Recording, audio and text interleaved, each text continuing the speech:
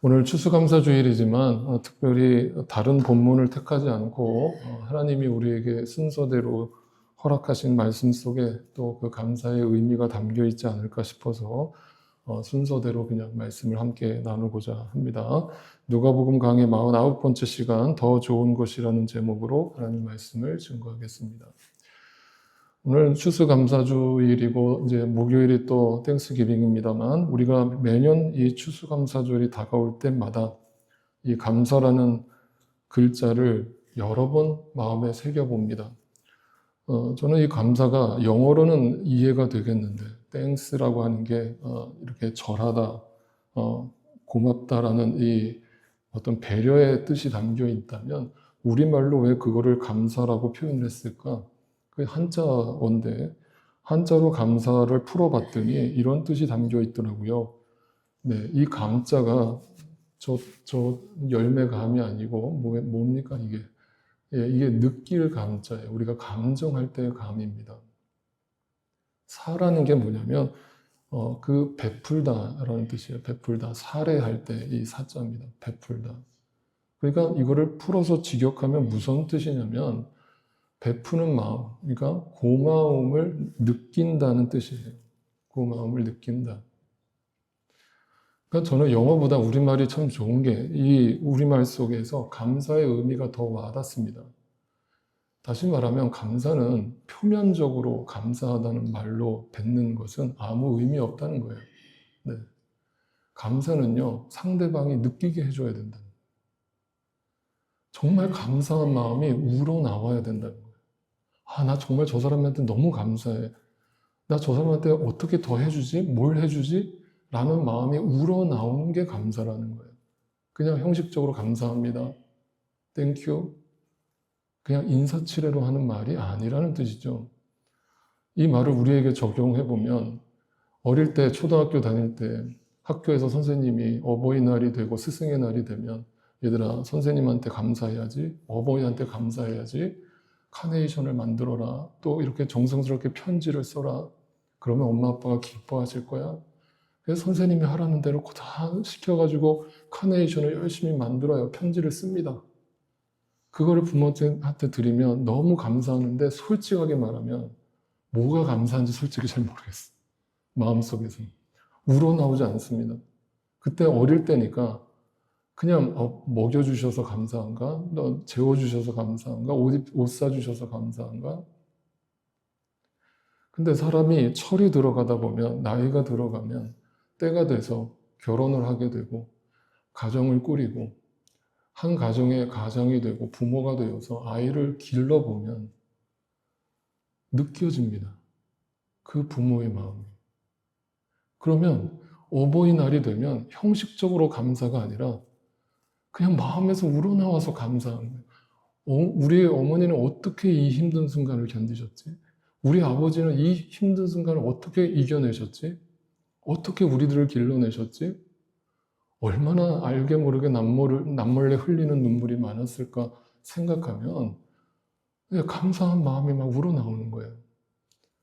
그러니까 저는 사실 여러분 제 성격 알잖아요. 제가 되게 무뚝뚝하잖아요. 부모님한테도 저 그런 아들이거든요.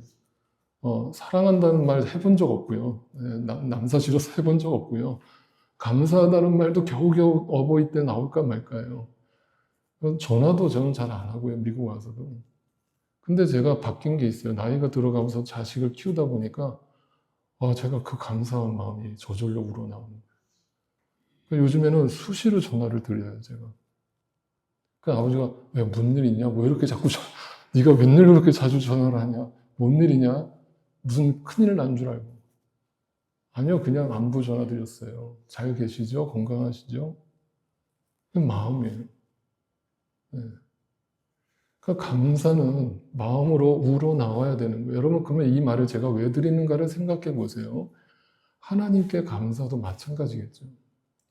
땡스기빙이 돼서 감사 제목이 뭐가 있었지? 한 해 동안 나한테 하나님이 무슨 기도의 응답을 해주셨나? 형식적으로 나한테 좋은 것만을 감사하는 그 크리스찬이 어떻게 그 주님의 마음을 공감하고 느낀 자녀로서의 감사겠습니까? 근본적으로 우리 크리스찬들은 감사의 마음을 놓을 수가 없는 거예요. 네. 왜 그렇습니까? 뭘 해주셨기 때문입니까? 아니죠. 근본적으로 그 주님이 나를, 아무 이유 없는 나를 구원해 주셨다는 게 너무 감사한 거예요. 이거를 마음에서 우러나오기까지가 너무 오랜 시간이 걸리는 거예요.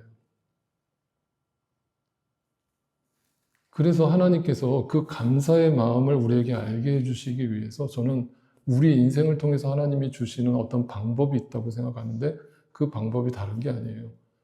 고난을 주시는 거예요. 아픔을 주시는 거예요. 눈물을 주시는 겁니다. 그 아픔과 고난과 눈물을 통해서 인생이 덧없다라는 것을 알아갈 때쯤, 내 힘으로 되는 게 아무것도 없었구나라는 걸 알아갈 때쯤, 그때 내 눈이 하늘을 향하는 거예요. 그리고 내 눈이 다시 성경을 보기 시작하는 겁니다.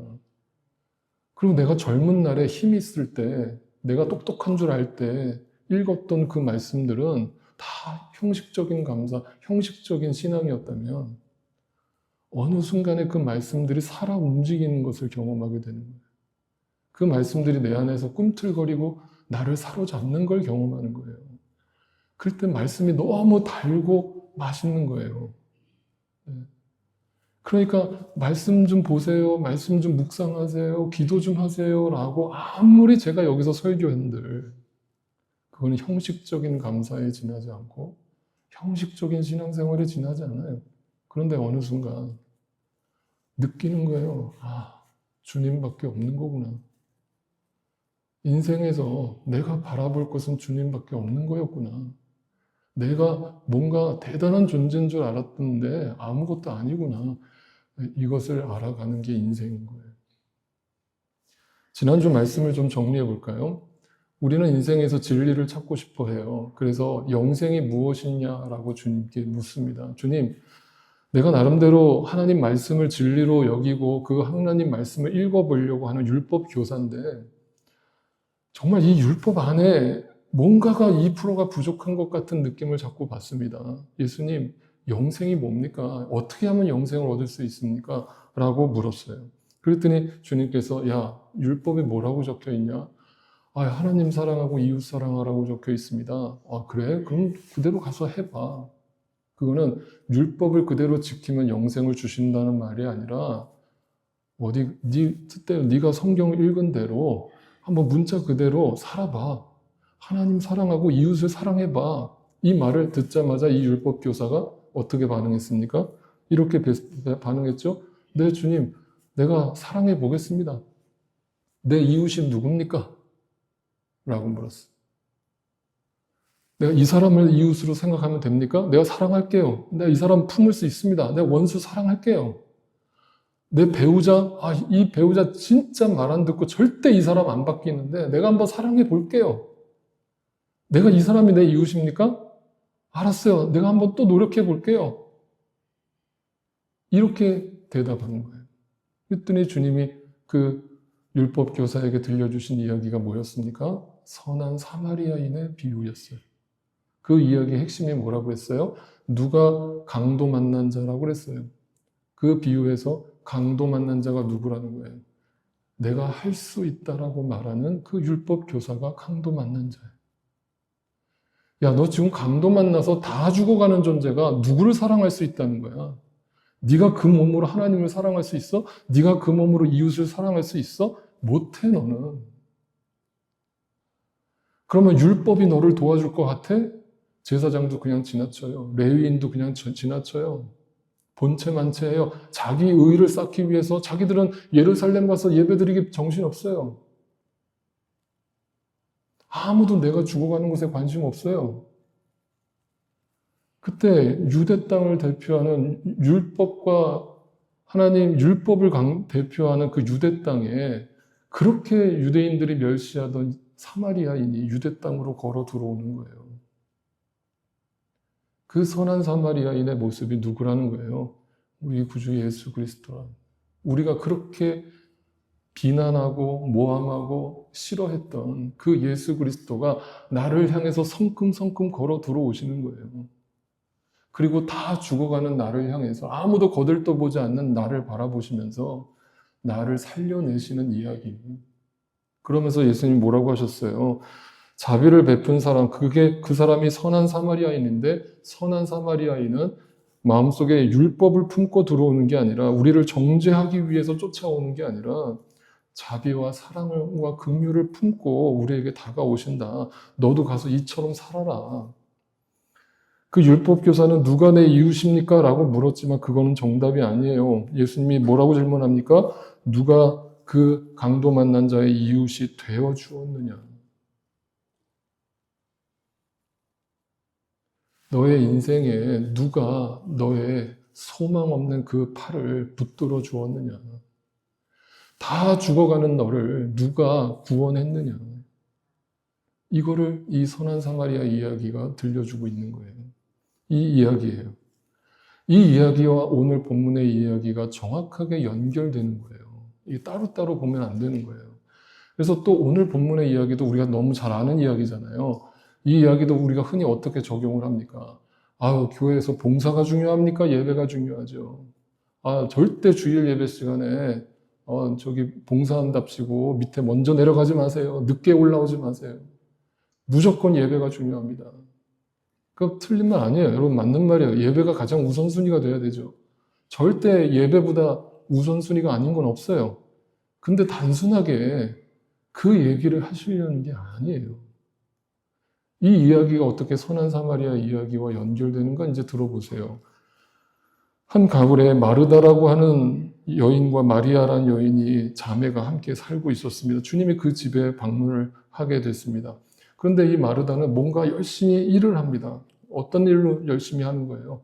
주님이 손님으로 오셨으니까 손님 대접하기 위해서 지금 정신이 없는 거예요. 막 이것도 하고 저것도 하고 막 얼마나 지극정성으로. 그러면 여기서 우리는 먼저 마르다에게 믿음이 있어요, 없어요? 여러분, 주님을 주님으로 귀하게 알아보고 그분을 위해서 섬기겠다고 막 동분서주하고 있는 이 마르다의 모습이 믿음이 없으면 이 모습이 가능해요? 여러분, 교회 안에서 적어도 봉사하시는 분들 믿음이 없는데 그 열심이 나와요? 근본적으로 하나님을 알고 하나님을 만나고 하나님을 사랑하는 마음이 있는 거 아니에요. 그러니까 마르다도 그 마음으로 동분서주하고 막 바쁜 거예요. 그런데 뭐라고 주님께서 얘기하는지 들어보세요. 41절을 보세요. 먼저. 그러나 주님께서는 마르다에게 대답하셨다. 마르다야, 마르다야. 자, 성경에서 우리의 이름을 주님이 2번 부르실 때는 의미 없는 게 아니에요. 이유가 있습니다. 왜 2번 부르실까요? 2가지 의미가 있는데요. 첫째는요, 다급하실 때 2번 부르세요, 예수님. 언제 또 2번 부르셨어요? 네, 창세기에서 아브라함이 이삭을 죽이려고 할 때 하나님이 어떻게 부르셨어요? 아브라함아, 아브라함아 하고 다급하게 그를 부르시죠. 그것은 아브라함을 막아 세우려는 하나님의 뜻도 있지만 2번째 의미는 뭐냐면요, 하나님의 사랑의 음성이에요. 그냥 한 번 마르다야라고 부르는 게 아니라 마르다야, 마르다야. 야, 나 좀 봐봐. 사랑하는 마르다야. 내가 아끼고 사랑하는 마르다야.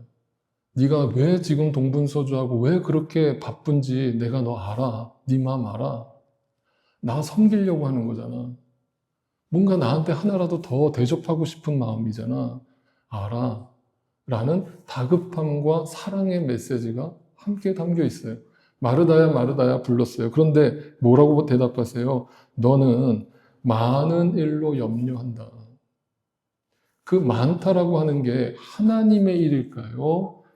네, 눈에 보이는 것들일까요? 네, 눈에 보이는 것. 여러분, 우리 크리스천들이 항상 이 마르다의 유혹에 빠질 수 있다는 걸 우리는 항상 인식해야 돼요.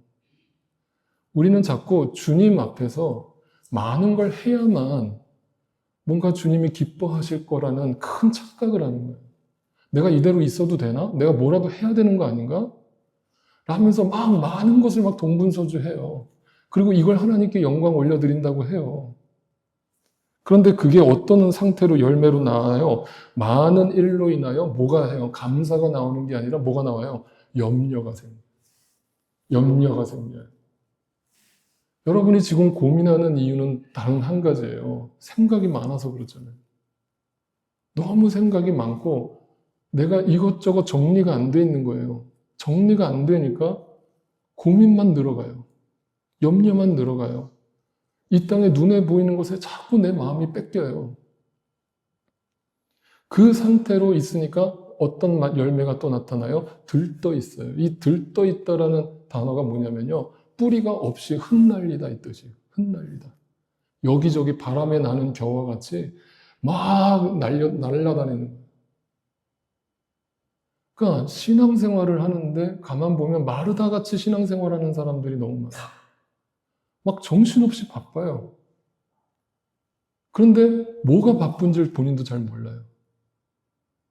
그리고 너무 깊이 생각하면은 막 좌절감이 밀려오니까 또 너무 깊이 생각하지도 않아요. 그냥 사는 대로 살아요. 그러니까 그 사람에게 감사가 느껴지겠냐고요. 아니죠. 그냥 주님에 대한 감사도 형식적이에요. 아, 주님이 나를 구원하셨대. 이게 아니라 마르다의 마음속에 한 가지 빠져 있는 게 있는데 그 마음이 왜 내가 지금 주님을 섬기려고 하는지 감사의 이유가 무엇인지를 놓친 거예요. 예배의 이유가 뭔지를 놓친 거예요. 신앙생활의 이유가 뭔지를 놓친 거예요. 그러니까 이 말은 다시 말하면 뭐예요? 마르다의 지금 모습은 누구의 모습과 지금 맞닿아 있는 거예요? 앞에서 들려줬던 율법 교사의 모습과 정확하게 맞닿아 있죠. 율법 교사가 뭐라고 그랬다고요? 누가 내 이웃입니까? 내가 다 사랑할게요. 내가 해볼게요. 마르다도 정신없이 내가 주님 섬길 수 있습니다. 내가 주님 사랑합니다. 어떻게 해서 내가 주님을 섬겨볼게요? 그러고 있는 거예요. 그 이유를 더 구체적으로 예수님이 이렇게 설명합니다. 먼저 마르다 보세요. 40절을 다시 보세요. 그러나 마르다는 여러 가지 접대하는 일로 분주했어요. 주객이 바뀌었다 이 말이에요. 네. 뭐가 내 신앙생활의 본질인지를 놓쳤다 이 말이에요. 그러니까 그 마음 상태로 예배를 드리러 나오니까 예배가 전혀 기쁘지 않고 감사하지 않고 은혜가 사모하는 마음이 아니라 그냥 형식적으로 와버리는 거예요. 그리고 열심히 일을 하는 거예요. 그러다가 어떻게 돼요? 제가 늘 말씀드리는 거. 그 상태로 신앙생활을 하면, 교회 생활을 하면 어떤 상태가 열매가 나와요? 번아웃이 와요. 그리고 저를 찾아와요. 목사님, 지쳐서 못하겠습니다. 당연히 그 마음 100% 이해되죠. 사람 육체에 한계가 있는데. 근데 그게 육체가 힘들다는 뜻이 아니에요. 저를 찾아올 때는 영적으로 메말랐다는 뜻이에요. 그 누구 책임이에요? 제 책임이에요? 네, 그 얘기를 하는 거예요. 마르다에게 예수님이 뭐에 분주하냐고 묻는 거예요. 근데 마르다가 예수님께 찾아와서 하는 항변을 들어보세요. 뭐라고 합니까? 주님, 내 동생이 나 혼자 일하게 두는 것을 아무렇지 않게 생각하십니까? 누구한테 불평해요? 주님한테.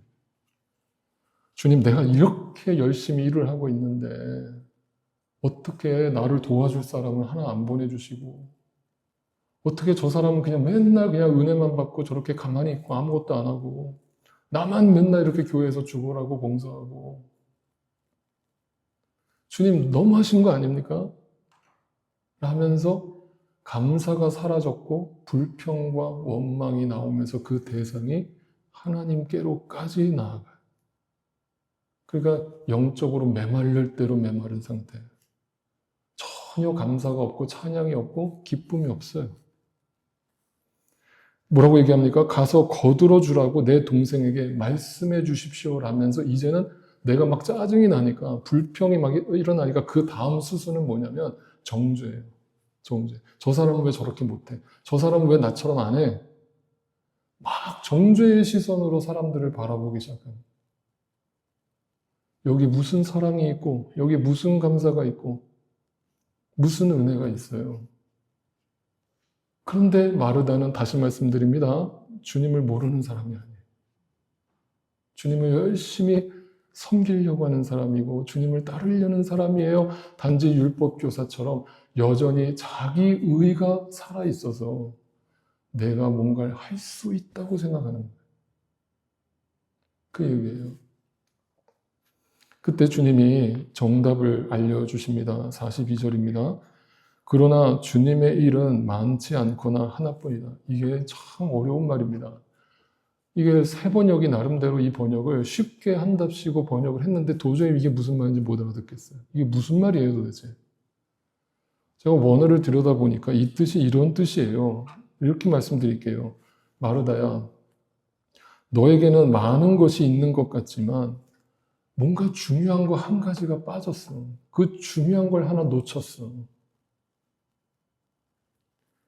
눈에 보이는 거 다 중요해. 그거 필요 없다는 거 아니야. 눈에 먹고 사는 거 다 중요해. 교회 봉사하는 거 다 중요해. 그런데 정말 중요한 거 하나를 놓쳤어. 은혜. 네 안에 은혜가 있어? 하나님이 주시는 은혜로 충만해? 그래서 감정적으로 나도 모르게 느끼는 감사가 나와?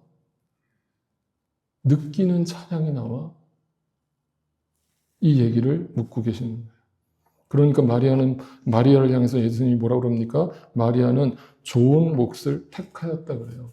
이렇게 얘기하니까 그러면 마르다는 나쁜 걸 택했고 마리아는 좋은 걸 택했구나. 또 이렇게 이분법적으로 생각이 들어요.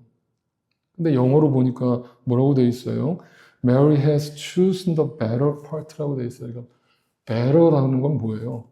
그 자기가 가지고 있는 것도 나쁜 건 아니에요. 근데 그거보다 마리아가 더 좋은 걸 택했다는 거예요. 무슨 말이에요? 진짜 가져야 될 거를 마리아는 가졌지만 너는 많은 걸 가지고는 있지만 그것도 나쁜 건 아니지만 진짜 너에게 소중한 거 하나를 놓쳤어. 그게 뭐예요? 주님과의 관계.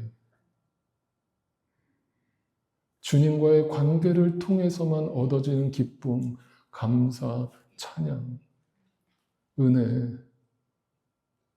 그걸 놓치고 뭔가 내가 해보겠다라는 그 율법 교사와 같은 마음으로 주님을 섬긴다는 것은 위험해. 위험해. 그건 오래 못 가. 오래 못 가. 언젠가 그것 때문에 시험이 들 수도 있고, 그것 때문에 교회를 갑자기 떠날 수도 있고. 그러니까 다시 말씀드립니다, 여러분. 추수감사주일날 다시 한번 여러분 마음속에 이 하나님의 말씀을 나의 말씀으로 한번 새겨보세요. 여러분의 이름을 주님께서 2번을 다급하게 부르시면서 너 그 상태로 있으면 안 돼. 너 계속 그 상태로 가면 안 돼. 진짜 중요한 거 하나 놓치고 있어. 뭐가 감사인지, 뭐가 찬양인지, 뭐가 예배인지, 뭐가 신앙생활인지 본질을 놓치지 말아야 돼. 라고 주님이 우리에게 들려주고 계시는 거예요. 그러면서 이렇게 얘기합니다. 그러면 그 좋은 몫이 마치 내가 선택한 것처럼 또 들리실 수 있어요. 그런데 주님께서 오해할까봐 뒤에 이렇게 얘기하시죠. 그러니 아무도 그것을 그에게서 빼앗지 못할 것이다. 높음이나 기품이나 이 세상 어떤 피조물도 예수 그리스도 안에 있는 하나님의 사랑에서 우리를 끊을 수 있다 없다? 없다. 왜? 이 은혜를 내가 선택한 게 아니기 때문에. 나는 강도 만난 자라니까요. 다 잃어버렸다니까요. 무슨 소망이 있어요, 이 땅에. 근데 그 주님이 나에게 오셔서 빛이 되어주시고 나에게 소망이 되어주셨기 때문에 그 사랑은 빼앗길 수 없는 거예요. 네. 그 은혜가 이미 우리에게 임했다라는 것을 아는 자가 그 감사가 마음에서 우러나와서 주님 감사합니다. 아무것도 아닌 이 죄인 중에 괴수인 나를 이 웬 은혜입니까? 웬 사랑입니까? 왜 나를 구원하십니까? 왜 나를 여기에 두셨습니까? 이걸 묵상할 때 그저 감사가 나올 수밖에 없는 거예요. 오늘날도 감사의 이유를 찾아서 애쓰는 사람들이 있습니다. 막 감사 노트를 적으면서 감사의 이유를 찾아보자고 막 적는 사람들도 있고, 여러분 감사는 그렇게 해서 나오는 게 아닙니다. 막 생각하고 고민해서 쥐어짜서 감사의 제목이 나오는 게 아닙니다. 그냥 누가 옆에서 툭 쳐도 감사가 나와서 눈물이 찔끔 나와야 됩니다. 그 감사가 뭐예요?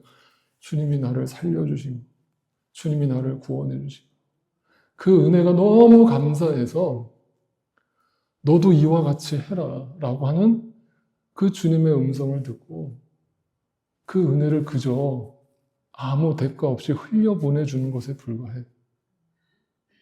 그게 신앙생활이에요. 누가 알아주기를 기대해요.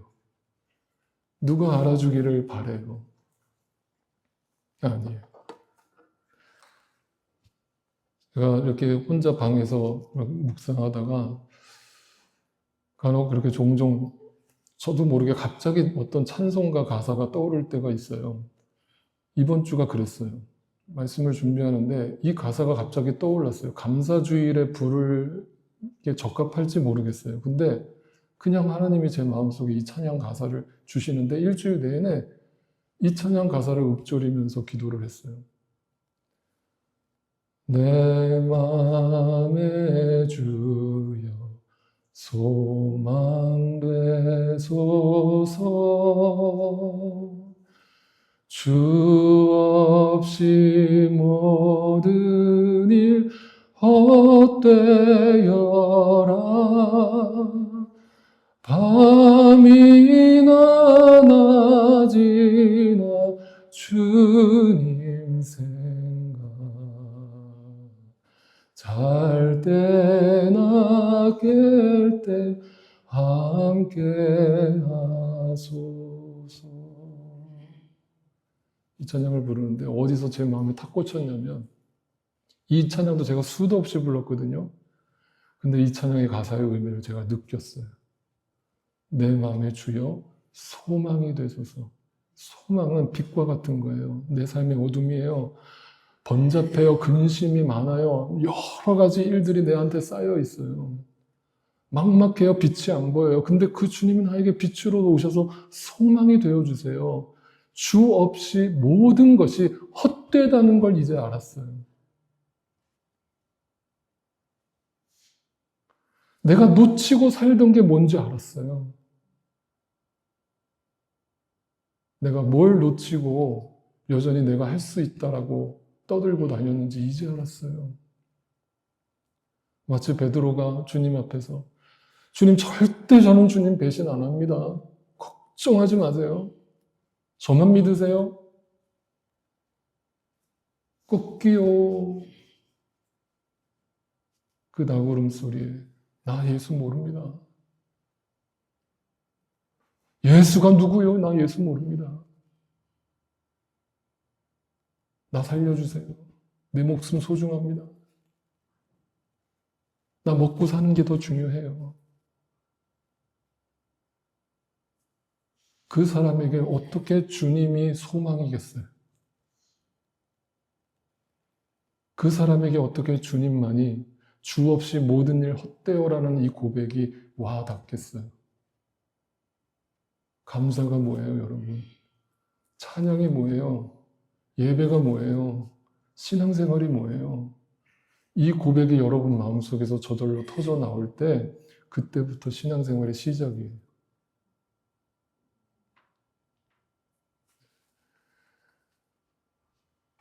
이번 한 주간 감사절을 보내시면서 그 주님 앞에서 그 감사의 이유를 다시 회복하실 수 있기를 바라고 그 마음으로 내 이웃을 돌아봤을 때 주님이 품게 하시는 그 영혼들을 주님의 마음으로 사랑하고 품을 수 있는 저와 여러분이 되실 수 있기를 간절히 소망합니다.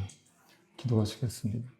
주 없이 모든 일 헛되어라. 이걸 깨닫기까지 우리는 얼마나 많은 시간을 눈에 보이는 것을 여전히 집중하며 살아왔는지 이제라도 알아서 다행입니다. 이제라도 이게 정말 믿어져서 다행입니다. 주님, 내 마음이 마르다와 같았습니다. 분주했습니다. 여전히 눈에 보이는 것들의 마음에 빼앗겨 그것을 통해서 하나님께 영광을 돌릴 수 있다라고 착각하면서 진정한 감사를 잃어버리고 기쁨을 잃어버리고 신앙생활을 해왔습니다. 부디 주님, 이제는 마르다가 되지 말고 마리아가 되어서 더 좋은 것을 누리며 살게 하옵소서. 주님이 우리의 이웃이 되어주시고 생명의 양식을 들려주지 않으셨다면 모든 것이 허사라는 사실을 분명히 알고 이제부터 본질적인 신앙생활을 이어갈 수 있도록 주여 내 마음에 소망이 되어 주옵소서. 그러나 이 땅의 여러 가지 문제들로 마음 아파하는 우리의 사랑하는 지체들 긍휼히 여겨주시고 근심보다는 이제 기도로서 주님과 소통할 수 있는 은혜를 베풀어 주시고 주님과 만날 때 이 세상에서 얻을 수 없는 평강과 주님만이 주실 수 있는 위로로 함께하여 주옵소서. 주변에 감사하고 싶어도 감사할 수 없는 상황에 있는 이웃들을 돌아보게 해주시고 이 한 주간이라도 그들과 따뜻한 정을 나눌 수 있는 감사절 기간이 되게 하옵소서. 이 한 해 동안에도 알게 모르게 우리에게 거저 베풀어 주신 놀라운 주님의 자비와 은혜와 그 사랑에 감사드리며 우리의 유일한 소망이 되시며 감사의 이유가 되시는 우리 구주 예수 그리스도의 존귀하신 이름으로 간절히 기도드립니다. 아멘. 다 자리에서 일어나셔서 마지막으로 함께 찬양드리겠습니다.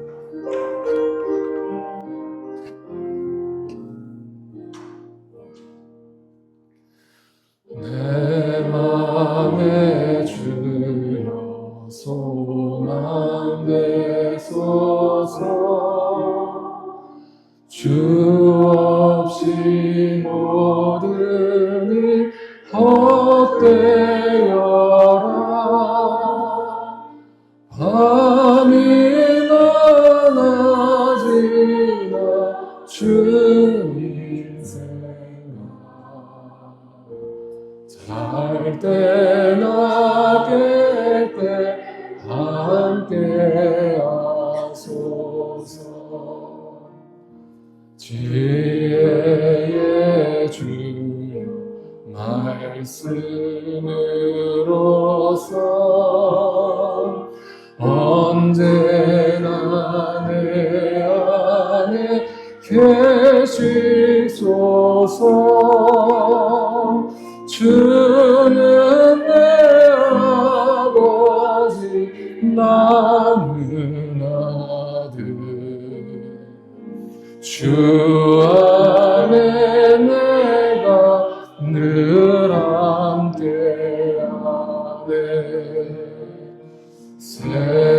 세상의 영광 나 안 보여도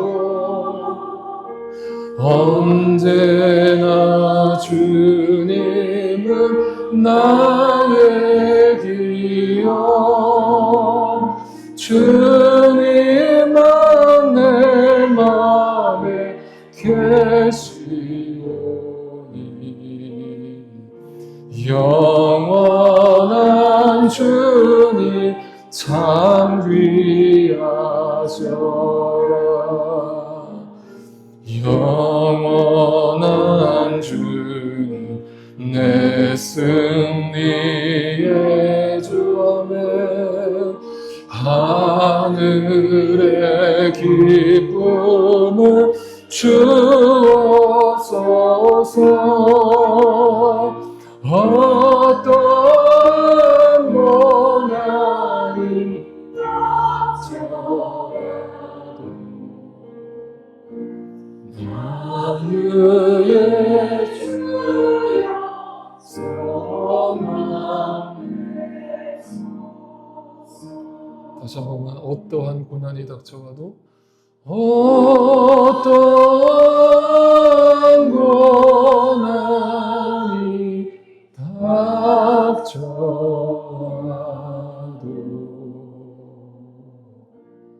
만유